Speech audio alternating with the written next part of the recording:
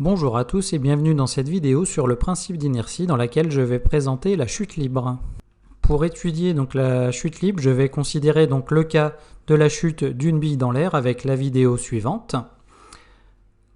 On détermine donc les différentes positions de la bille au cours du mouvement dans sa chute dans l'air.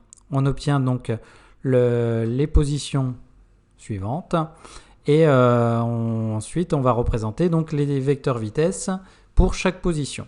Donc j'obtiens le graphique suivant avec donc les vecteurs vitesse représentés ici donc sur la trajectoire de la bille dans le référentiel terrestre et donc l'évolution de la norme de la vitesse en fonction du temps.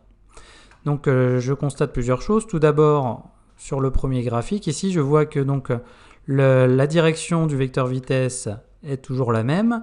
Elle est ici donc verticale. Donc j'ai une direction de vitesse verticale, ce qui reste toujours la même. Donc mon mouvement ici est rectiligne.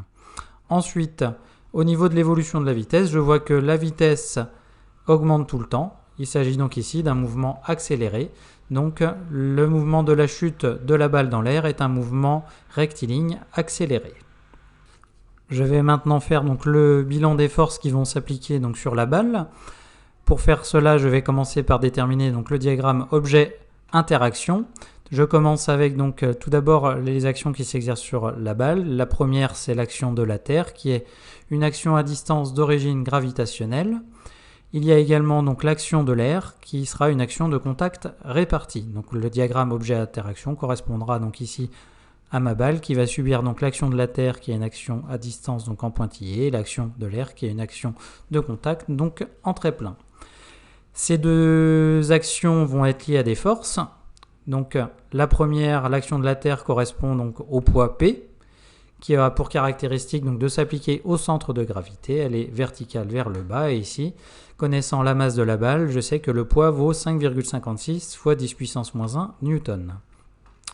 L'autre action ici est l'action de l'air qui correspond donc à la poussée d'Archimède pi. La poussée d'Archimède a les caractéristiques suivantes, donc elle s'applique au centre de gravité, elle est verticale vers le haut et sa valeur vaut 2,0 fois 10 puissance moins 3 newton.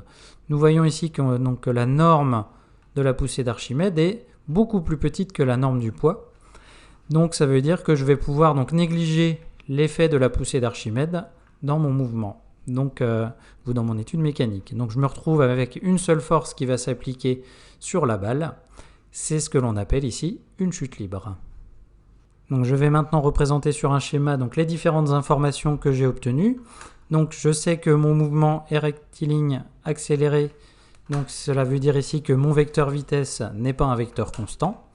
Donc sur ma balle, ici donc j'ai la balle, le sol. La balle donc va subir une seule force qui est son poids P.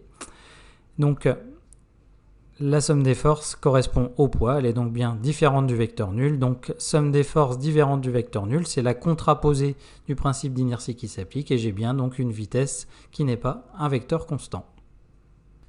Ceci est une caractéristique de la chute libre que l'on peut définir comme étant donc un objet sera en chute libre s'il n'est soumis qu'à une seule force qui est son poids P. On a donc ici somme des forces qui est égale au poids différent du vecteur nul. Donc d'après la contraposée du principe d'inertie, on a somme des forces différent du vecteur nul qui nous dit que le vecteur vitesse sera différent d'une constante. Ici, donc dans le cas d'un mouvement d'un objet en chute libre, le mouvement ne sera pas rectiligne uniforme ou il n'y aura pas d'immobilité.